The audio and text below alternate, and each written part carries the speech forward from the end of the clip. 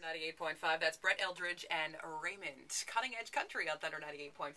And when I say cutting edge, I mean cutting edge. Cutting edge.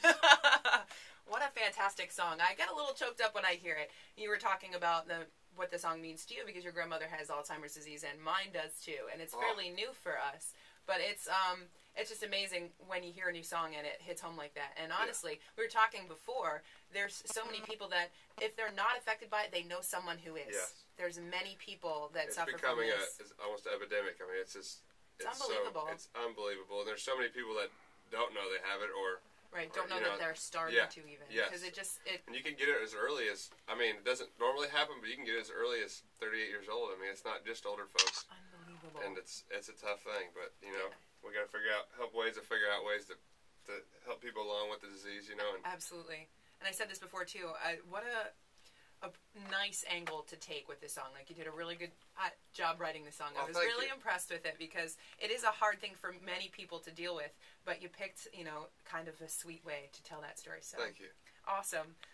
Songwriting, I guess, big for you. Did you start doing that when you were young, or did No, it was a thing where I showed up in Nashville. My cousin was playing with Dolly Parton in her band. Oh, wow. And they eventually formed a bluegrass band called the Grascals now, but when he was playing with her, he had got a guitar that was given to him by her, and he was like, "Hey, you just moved to town, or you're about to move to town.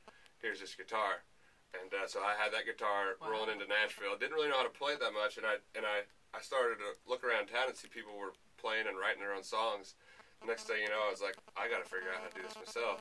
So I locked myself in a room and just started playing and writing crappy songs, and you gotta start somewhere. Yeah. I mean, I had to start, and I learned so much, and you start collaborating with other people, and then you slowly get better, and then somehow you start to find something that's really you as a songwriter, and then it just started to work out. It comes easy. I guess. Got me a little credit for locking yourself in a room and playing guitar, because I try, and maybe it's too late in life for me to learn how to do something new, but my fingers just don't do it. My mom tried to force me to play piano as a kid, and I can't sit still very well. Right. And so I couldn't quite make it through that. Now I'm starting to decide that I'm going to try to start into that too, and I finally just did that with guitar too. I took lessons, and I was like, I got to do this. Fine, I guess you can do anything you set your mind to. I guess that's right. That's the story of the day, kids. Focus if I'm going to ever do it. Yes.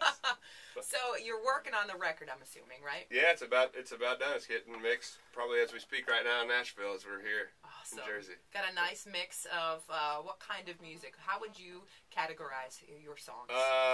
It's got a good mixture of fun songs. I like to still have fun, go out and have a good time on the weekends or whatever, and so we got fun songs, kind of bluesy, country music songs. It's just it's an all-around cool album. I think everybody's gonna like it. Hopefully, we'll see. Looking forward to it. So the song officially hits radio in September, and the album we should see early next year. Yeah. Yeah. Yeah. Awesome. Yeah.